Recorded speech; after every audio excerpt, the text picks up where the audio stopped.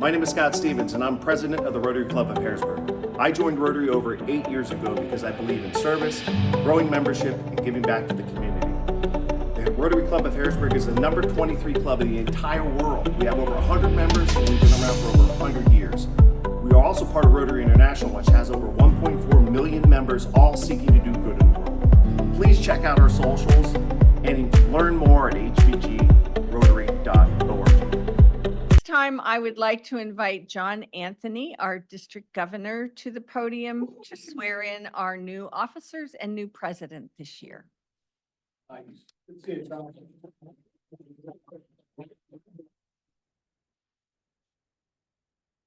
Wasn't expecting this so fast. Good afternoon. How are you all?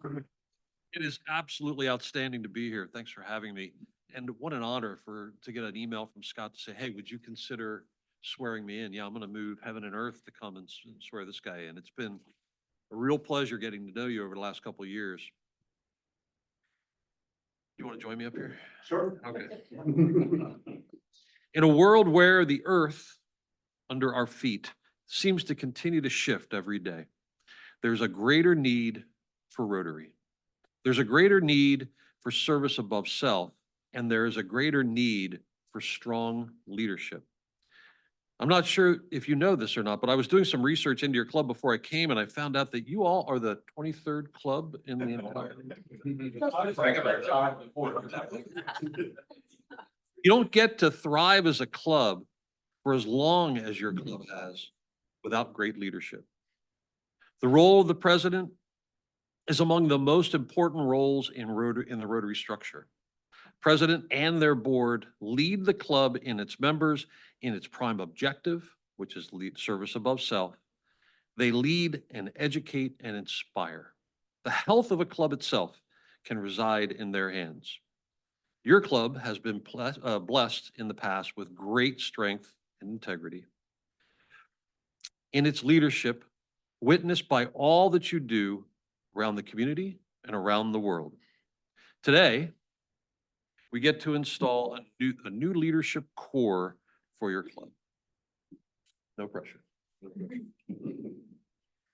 I've known and worked with Scott for many years, and I know, as all of you do, that with he and his board at the helm, the future is bright for the 23rd Club of Rotary. And now it is my great honor, Scott, your club has voted to entrust you with a great honor. Are you ready to accept it?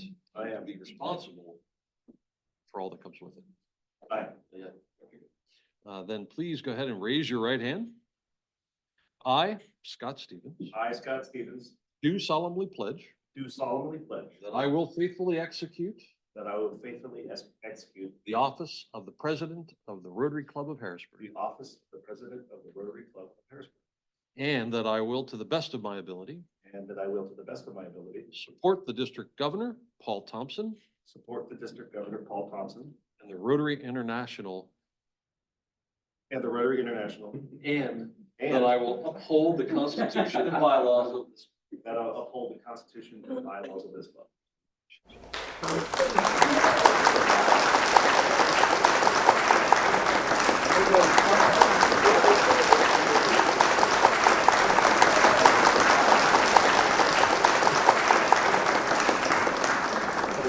Yeah. Before I get to some of my comments, I do have a slight presentation and a video complete with sound. Brian, I know you're gonna love this. But before I do that, would like to call up now past President Ellen Brown for a special gift. Ellen, on behalf of the Rotary Club of Harrisburg, I present you with a Scott-approved plaque. No wood in this. It's really beautiful. You can show it if you'd like to. For all your service, thank you very much. And also, thank you for remaining part of the board.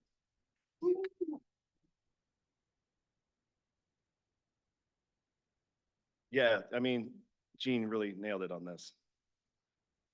I can help if, yeah.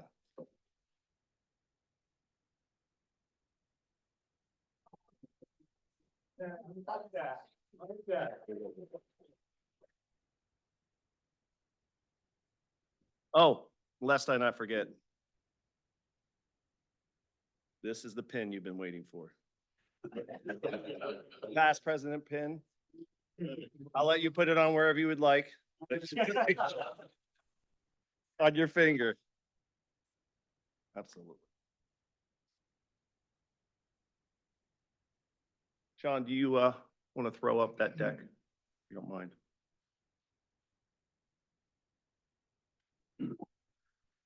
So for those who were at the leadership assembly, I'm not wearing the same slip-ons I did for that. I thought that'll be a little too on the nose. I wanted to point out a couple things in these slides, really just to kind of get some momentum.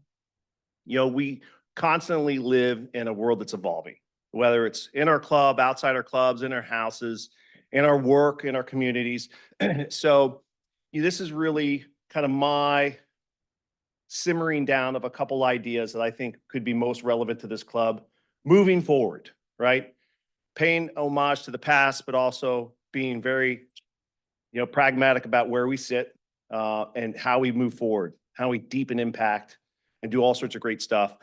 I'll try to remember some of the people who I will not necessarily quote in here, but reference that meant something special to me in my, I think it's 6 years or so being on the board, couple terms as a director, and then I was called to the service and vice president role. Been there for a year, then president-elect, and now this. So next slide, please. So what's on the horizon, right? So we got the magic of Rotary right here, and just so you know, this is a special year for Rotary because it's the last year we're going to have a theme. So some people are a little sad by that, but I'm sure all the people that print all of the marketing materials and apparel that have nowhere to put something on July 1st from the previous year, they'll probably like it. But I think it's, again, at the international level, recognition of, hey, these mottos are great. We're also wasting a lot of time and effort where our money could be better spent, our time could be better spent. We'll talk about service, talk about membership, the foundation, and accessibility, which I think is a very good final one to. Oh, thanks, man. I was wondering if I was going to do that. Magic of Rotary. Stephanie Urchik from Western Pennsylvania. Yeah. So our international president is from our state, our Commonwealth. Now, we don't have solid plans on this, but we're the Rotary Club of Harrisburg, the state capital. It's pretty cool. We're trying to be part of that conversation to link up our current governor with Stephanie for a meet and greet sometime here. Hopefully, I would imagine it's going to be before November, but hopefully sometime when it's not 99 million degrees outside. So we can get a nice picture on this, at the end of State Street or something like that. But she thinks that we should celebrate the magic of Rotary because members create that magic with every project completed, right? Every dollar donated and every new member of Rotary. And I love this because it's short and to the sweet and it follows Andy Rubeck's 3-rule philosophy. Okay? So if we look backwards through this, membership, this is what I pull out of it, read it backwards. Membership, foundation, service. Pretty simple. Oh, of course he leaves when I need him to click the link. No, I didn't even see you there, Sean. Thank you. Appreciate it. Sean, could you see if my 11:40 p.m. skills of embedding video links works?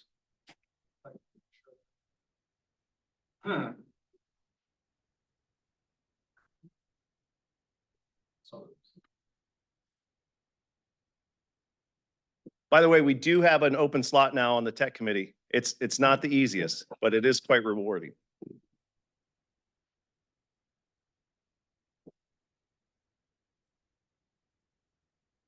Hey, look at that. You create the magic with every project completed, every dollar donated, and every new member inducted. It's up to us to make sure there's a whole line of people behind us, ready to keep that magic going. You are capable of making every club in your district simply irresistible. Make the most of even the smallest moments. The briefest connection could result in a lifelong friendship. Don't let these opportunities pass you by. Let's change the world by embracing the magic of Rotary.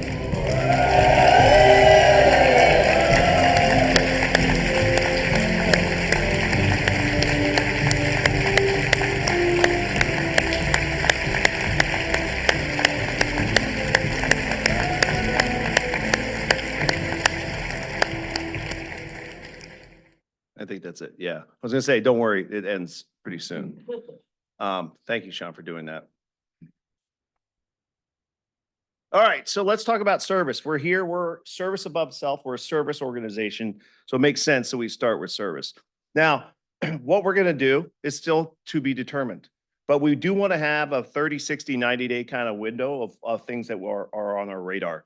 So what I did here is I just kind of put out some real world projects and also some working titles and some working focus. And when you think about Q1, what I'm referring to is the first quarter of the Rotary year. So it's really the third quarter fiscal, right? But it's first quarter for us. We have a district grant. So congratulations to the Rotary Club of Harrisburg. We got the district grant awarded. Youth advocate programs, they were a speaker. Ellen, did we remember when they spoke? Was it like January or February? It was kind of when it was cold, right? Yep, Joanne Troutman. So their organization, when I reached out to them after that meeting, they said, you know what we really need? We always have the need for it, we just can't find the money for it. We want to make t-shirts. We want to teach our kids how to make t-shirts. We want to make t-shirts to help organize kids. We want to make t-shirts to get more kids into the program. We want to make t-shirts to keep kids in the program, right? We want to give t-shirts to people when they graduate into the next level. And I was like, you had me at like, we want to teach kids how to make t-shirts for sure. So, and it are also fundraising for them as well. So they can sell t-shirts for certain projects or certain aspects of their organization.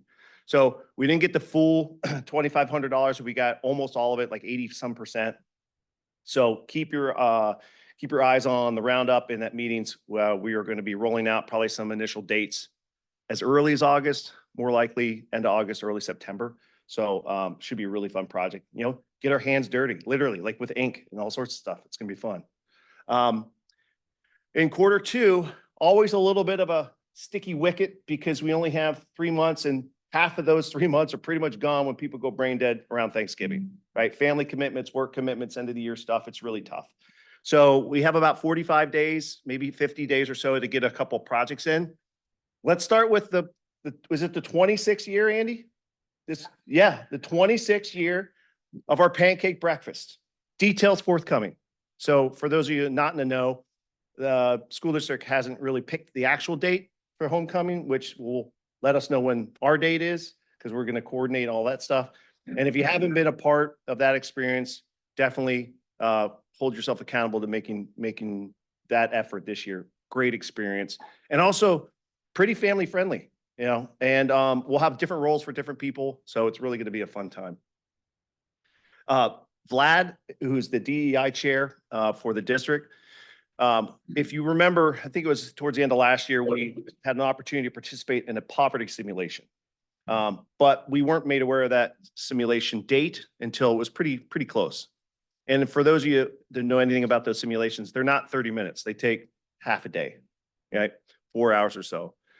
So we decided to talk with the district, talk to some other clubs, and we're coordinating now with a couple clubs to figure out the date and the location. And I think we're pretty close to doing both of those.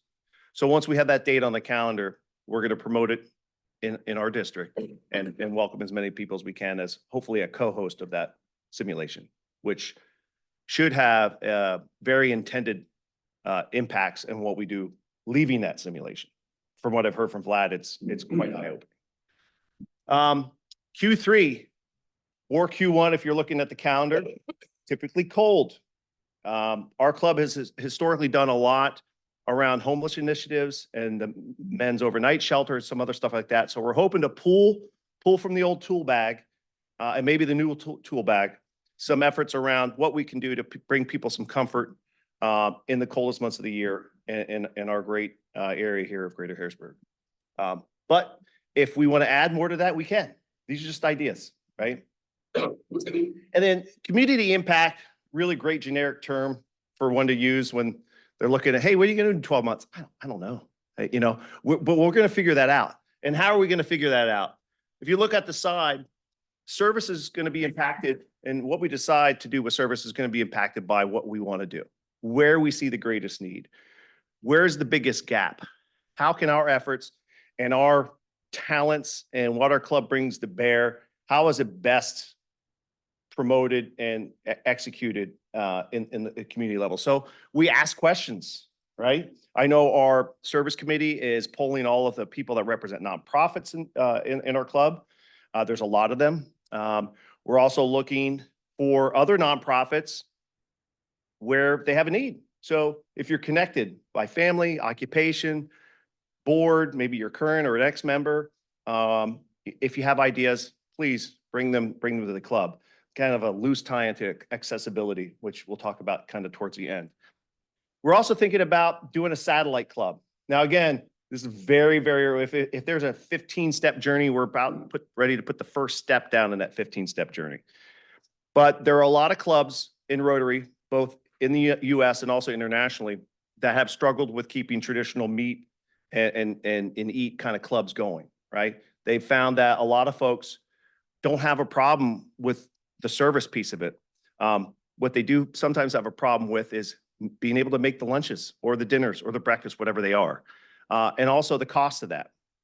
But they still want to give. They still want to be part of the Rotary organization. So we're entertaining a couple of those ideas, predominantly for our folks who have time constrictions or monetary restrictions, or maybe they're just a young professional, or their work will let them take the time off, but they won't pay them for the cost of doing that.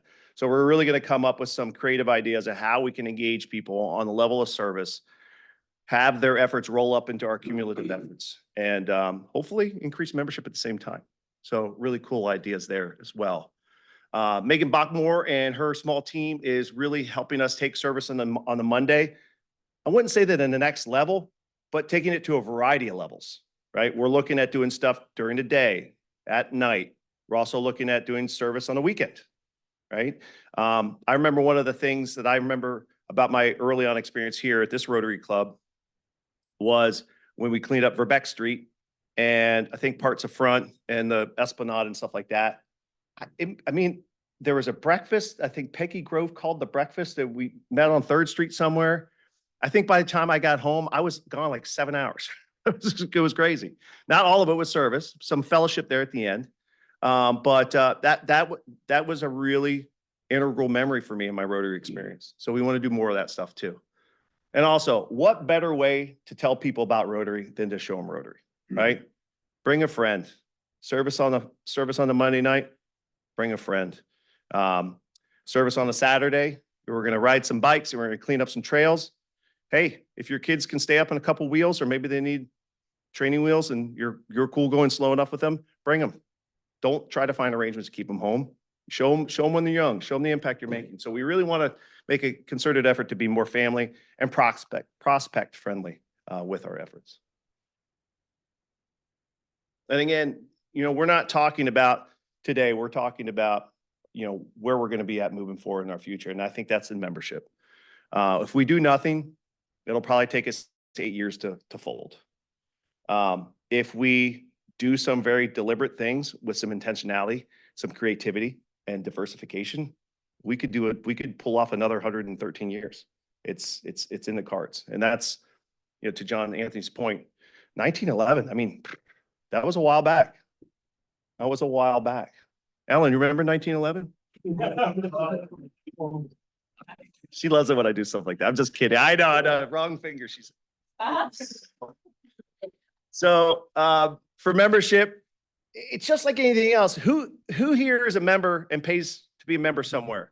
It could be a club, it could be a golf league, it could be a service organization. The minute you don't feel like you're getting your money's worth, you start those thoughts come in. I don't know if I should do this. It's kind of a pain. I don't really like the people. you know, whatever. I don't feel like making an impact. We want to create an irresistible experience here. We want the food to be great. We want the parking to be convenient. We want a video walkthrough of how to actually get into this facility. Because a lot of people spend some calories getting some steps in today. We want to have people that are engaging. We want to create an experience that goes far past service, far past fellowship, far past viability and future. And we do that through membership. This fall and spring, I told the board this morning, I expect that we're going to hold membership drives. Now, we've done membership drives in the past, but they were kind of pre-COVID. And I don't think we really done too much specifically with that sense. And I'd like our club to kind of really change that, where we set a date far enough in advance, and that date's been set. It's September 26th or something like that. And we come up with ways to promote what we do. We each come up with a list. My ask is going to be 5 people, right? Because if I ask you for 5 and you come in, I only got 3. Well, then that's exactly what I wanted you to come in with, was 3. So if we have 100, say we have 100 members, and we get, if everyone comes up with 2 or 3 names, it's a lot of names. And if we get 20 to 40, 50% of them in person to meet all of these personalities and all the things that we do and all the people and communities and organizations we're connected with, I think that's going to be amazing. Couple other things that are worth noting. We want to make it easier to join. We want to make it easier to pay for your dues. We wanted to make it easier to find where your parking garage is, that sort of stuff. And we want to engage new members early. So looking through the room here, I see a pretty good diversity of some newer members and some members that have been around a little while, and I'm kind of in the middle, right? I think I'm 7 or 8 years in. But people that show up, pay the $200, pay their dues. If they go untalked to, if they are not asked to engage or not asked to participate or don't come up and do a new member talk, sometimes they feel like they don't belong, right? And then it's only a matter of time before I get that email, hey, I'm got to move away from Rotary and do something else. So the easiest thing we can do is retain members. We talked about the new membership drives, and we're also going to be bringing back socials. We were doing this a little bit in the past with Rams, which are good, but we're really thinking about doing like a pure fellowship thing. We did those a couple times a year back in the day, and those were really great. It really helped congeal people, and people walked away. I never knew Ellen was so funny, you know. I never knew Sean, reads his emails. I'm just kidding. Registering. Yeah, also register for your meetings. So just a couple things here. And then this quote here, and Richard, I told my leadership team that I wrote this down in one of my notes apps. I think you said this. And if you say you didn't, that's fine. But what I like about this quote, talks about what Rotary is, but the last sentence is the best. Young people are committed to the impact. So if we're not making impact, if people don't know we're making an impact, and we're not intentional about telling people about the impact we're making, they don't really care. They're like, good, that's great. Have fun at your hard to find meeting location.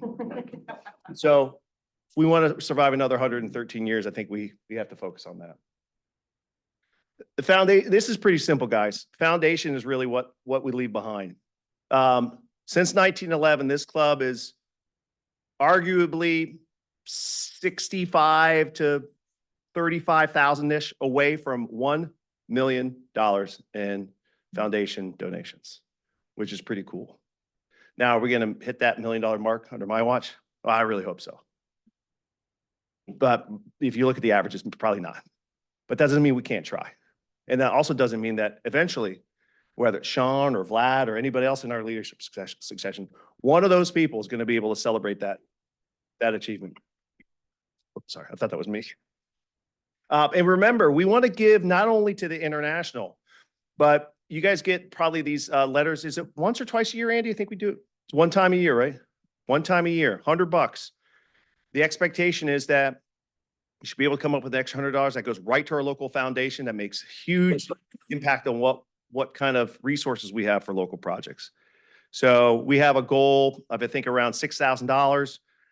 We're a bit shy of that. So if you remember getting that letter but didn't do anything, go dig it out and do something.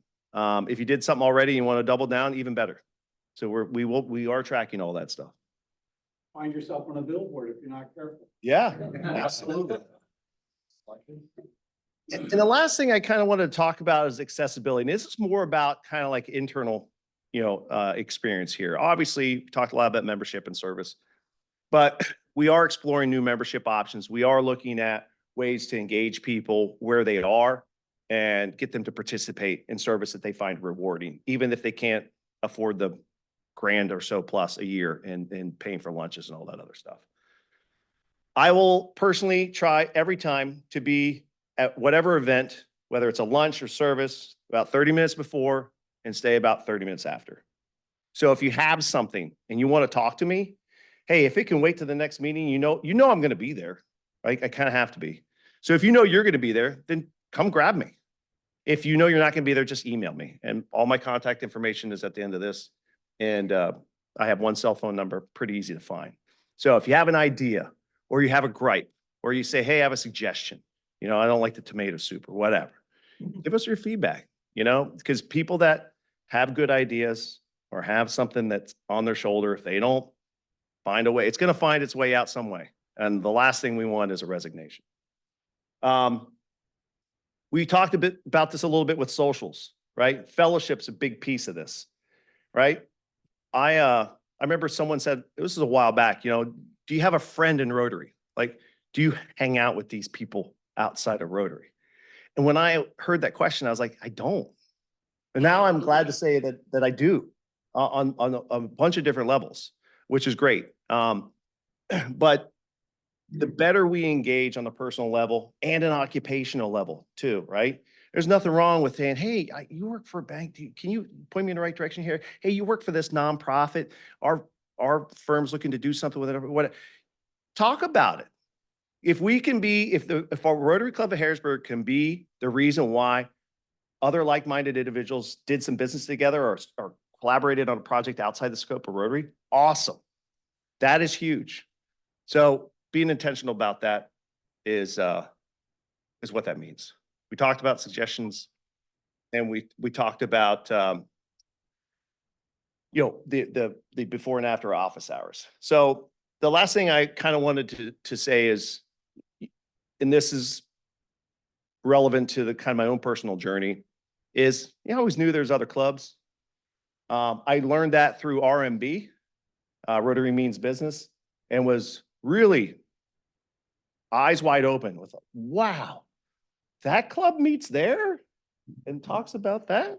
And then some clubs will be like, wow, I'm completely floored, like jaw on the ground. Holy crap, we could really do something like that. So we have a great district. I think the number officially is 41 clubs. Anyone check me on that? I think it's about right. And I haven't met a club yet that has said anything other than please come when I ask them about their meetings. So my encouragement to you guys is to, if you're traveling for work or traveling in the area, you can't come to this meeting, go somewhere else. See what it's like. Bring back all their good stuff, right? And see if we can use it. And there's also a lot of great stuff that happens on the district and the zone level as well, excuse me, on the international levels too. I mean, Rotary is a big wild world out there. And I often think that when we kind of stay in our lane too long, everything blurs out a little too much. And if we just put a pin in it, looked at what we have around us, the resources, the impact, an organization of pushing 1.4 million members, something to be proud of. So that's all I had to say. Probably sound like a bit of a broken record to the leadership because I like to reinforce some of these things.